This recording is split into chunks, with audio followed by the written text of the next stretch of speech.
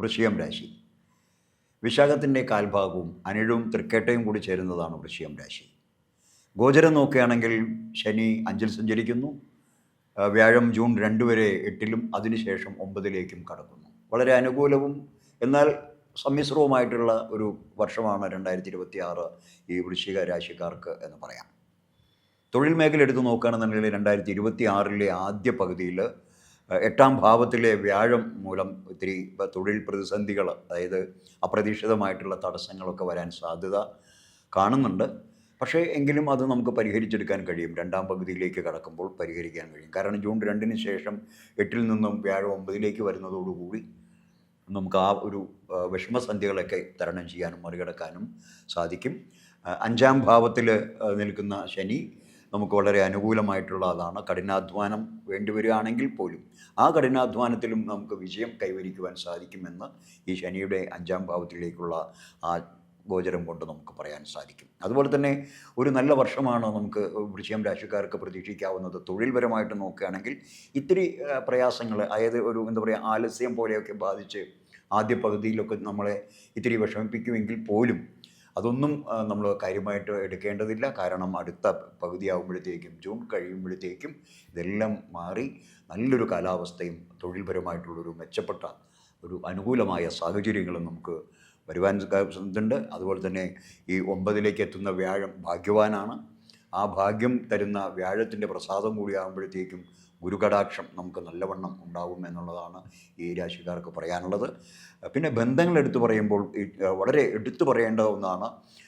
വളരെ ഈ കലാപരമായും സാഹിത്യപരമായും സാംസ്കാരികപരമായും വൃശ്ചികം രാശിക്കാർക്ക് ഇത്തിരി പ്രവണത കൂടുതലാണ്. അപ്പോൾ അതുകൊണ്ട് തന്നെ ആ ഒരു പ്രവണത ഉള്ളത് കൊണ്ട് തന്നെ പ്രണയബന്ധങ്ങൾ, അതുപോലെ തന്നെ മറ്റ് സ്നേഹബന്ധങ്ങൾ ഒക്കെ കാക്ഷിക്കുന്നവർക്ക് അനുകൂലമായിട്ടുള്ളൊരു വർഷമാണ്. അത് നിലനിർത്തുന്നവർക്കും നല്ല ബന്ധങ്ങളെ വീണ്ടും പുനരാവിഷ്കരിക്കുവാൻ സാധിക്കും, അല്ലെങ്കിൽ അത് നിലനിർത്തി കൊണ്ടുപോകാൻ കഴിയും. ദാമ്പത്യ ജീവിതത്തിലായിക്കോട്ടെ, വ്യക്തിപരമായ ബന്ധങ്ങളിലായിക്കോട്ടെ, സമൂഹപരമായ ബന്ധങ്ങളിലും ഒക്കെ തന്നെ നല്ലൊരു സൗഹൃദവും അതുപോലെ തന്നെ സ്നേഹപരമായിട്ടുള്ളതുമായ ബന്ധങ്ങളെ ഉണ്ടാക്കിയെടുക്കാൻ സാധിക്കും. മെച്ചപ്പെട്ട ഒരു ബന്ധം സ്ഥാപിക്കാൻ സാധിക്കും. തൊഴിൽ മേഖലയിലും എല്ലാ രംഗത്തും ശോഭിക്കാൻ സാധിക്കുമെന്നുള്ളതാണ് ബന്ധത്തിലൂടെ പറയാനുള്ളത്. പിന്നെ ധനപരമായിട്ട് നോക്കുമ്പോൾ 2026 ജൂൺ വരെ ഈ രാശിക്കാർക്ക് അപ്രതീക്ഷിതമായിട്ടുള്ള ചെലവുകൾ വന്ന് ഭവിക്കാനുള്ള സാധ്യതകൾ വളരെ വളരെ കൂടുതലാണ്. പക്ഷേ അവയെ നിയന്ത്രിക്കാൻ നമുക്ക് സാധിക്കണമെന്ന് മാത്രം. അപ്രതീക്ഷിതമായ ചിലവുകളാണ് വരുന്നത്. അപ്പോൾ ആ ചിലവുകൾ വരുമ്പോൾ അതിൻ്റെ വിനിയോഗ രീതികളിൽ നമ്മൾ വളരെ കാര്യമാത്ര പ്രസക്തമായി തന്നെ ശ്രദ്ധിക്കേണ്ടതുണ്ട്. അങ്ങനെ ശ്രദ്ധിച്ചാൽ അതിന് നമുക്ക് മറികടക്കാൻ കഴിയും. പിന്നെ 2-ാം പകുതിയിലേക്ക് വരുമ്പോൾ വ്യാഴത്തിൻ്റെ അനുകൂലാവസ്ഥ, 9-ാം ഭാവത്തിലേക്ക് വരുന്ന വ്യാഴം നമുക്കത് ആ ധനപരമായിട്ടുള്ള നേട്ടങ്ങളെ ഉണ്ടാക്കിത്തരും. അതുകൊണ്ട് തന്നെ ആദ്യ പകുതിയിലുണ്ടായ നഷ്ടങ്ങളോ അല്ലെങ്കിൽ പ്രയാസങ്ങളോ ഒക്കെ നികത്താനും വീണ്ടും അതൊരു പൂർവാധികം മെച്ചപ്പെട്ട ഒരു സാമ്പത്തിക സ്ഥിതിയിലേക്ക്, ധനപരമായ ഒരു ഉയർച്ചയിലേക്ക് വരുവാനും ഒക്കെ നമുക്ക് സാധിക്കുന്ന ഒരു കാലം കൂടിയാണ് 2026.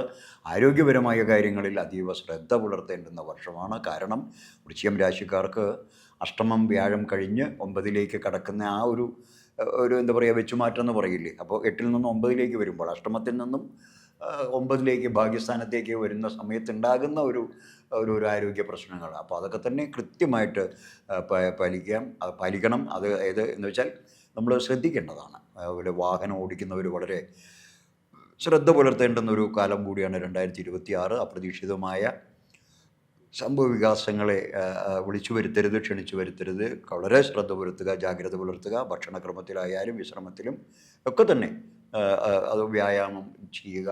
യോഗ പോലുള്ള കാര്യങ്ങളിൽ കൂടുതൽ ശ്രദ്ധ കേന്ദ്രീകരിക്കുന്നത് വളരെ നന്നായിരിക്കും എന്ന് പറയാം. ഏകദേശം ഒരു 60-65% ഗുണഫലങ്ങളും അനുഭവിക്കേണ്ടി വരുന്ന കാലം കൂടി ആയതുകൊണ്ട് ബാക്കിയുള്ള ആ ഒരു കുറച്ച് പ്രയാസങ്ങൾ അത് ഏത് കാര്യത്തിലും ഉണ്ടാവും. നമ്മൾ ഉയർന്നു വരുമ്പോൾ നമുക്ക് കൂടുതൽ ശത്രുക്കൾ ഉണ്ടാവും.